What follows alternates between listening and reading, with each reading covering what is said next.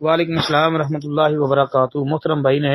درود کے متعلق سوال کیا ہے کہ نبی علیہ السلام پر درود پڑھا جائے تو آپ اس کا سنتے ہیں یا آپ کو پہنچایا جاتا ہے؟ جی محترم بھائی، اس حوالے سے ایک حدیث بیان کی جاتی ہے امام بہقی رحمۃ اللہ علیہ کی شعب الایمان کے حوالے سے۔ جی حدیث کا نمبر شعب الایمان میں 1583 ہے اور ایک دوسرے نسخے کے مطابق 1481 نمبر پر ہے کہ ابو ہریرہ حدیث کے راوی ہے کہ انہوں نے فرمایا، جس نے میری قبر کے پاس مجھ پر درود پڑھا تو میں اسے سنوں گا، اور جس نے مجھ پر دور سے درود پڑھا تو وہ مجھے پہنچایا جائے گا۔ جی یہ روایت بہت زیادہ ضعیف ہے، بلکہ اس روایت کے اوپر بعض نے موضوع ہونے کا بھی حکم لگایا ہے جی، کیونکہ اس کے اندر بہت زیادہ مجروح راوی ہیں۔ ایک ہے جی علاء بن عمر، اس میں متروک الحدیث راوی ہے۔ اس کے بعد محمد بن مروان السدی جو ہے وہ کذاب، اور پھر اسی طرح جو ہے اعمش کی تدلیس ہے، اس میں تیسرے نمبر پر اعمش کی تدلیس ہے، یعنی اعمش عن ابی صالح عن ابی ہریرہ، تو اعمش کی ابو صالح سے روایت بھی تدلیس والی ہوتی ہے جب تک کہ سماع کی صراحت نہ کرے، تو لہذا یہ روایت تو بھائی ثابت نہیں ہے، بلکہ امام عقیلی رحمۃ اللہ علیہ نے اس روایت کو کتاب الضعفاء الکبیر جلد 4 صفحہ 133 پر لکھا ہے، اور پھر امام عقیلی رحمۃ اللہ علیہ نے کہا ہے کہ اس حدیث کی آمد سے کوئی اصل نہیں ہے اور یہ محفوظ ہی نہیں ہے، اور اس میں اسی یعنی السدی صغیر جو ہے محمد بن مروان السدی الصغیر، اس کی مطابقت کی ہے جو اس سے زیادہ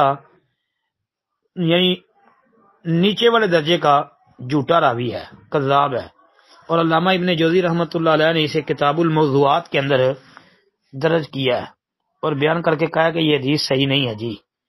ہاں، علامہ ابن جوزی کی کتاب الموضوعات جی، اس میں دیکھ لیں جلد نمبر 1 صفحہ 303 حدیث نمبر 562،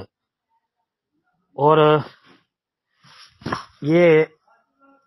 روایت بھائی موضوع ہے، ثابت نہیں ہو سکی۔ شیخ البانی رحمۃ اللہ علیہ انہوں نے بھی اس روایت کے اوپر تبصرہ کرتے ہوئے یہ کہا ہے کہ یہ جو ہے نا کہا ہے کہ لا یصح، کہ یہ حدیث صحیح نہیں ہے، تو جب موضوع حدیث والی کتابوں میں یہ لفظ استعمال کیا جائے تو مطلب وہ روایت موضوع ہوتی ہے، اس کی جو ہے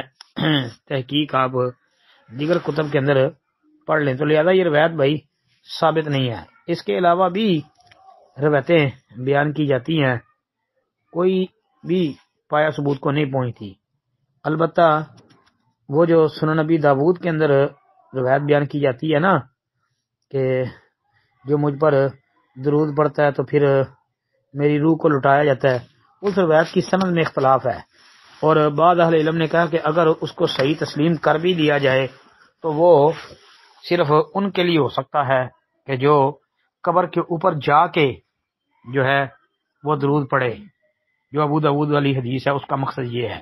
لیکن قبر تک پہنچنا ہر ایک کے لیے ممکن نہیں ہے، یہ تمام احباب خوب جانتے ہیں۔ السلام علیکم ورحمۃ اللہ۔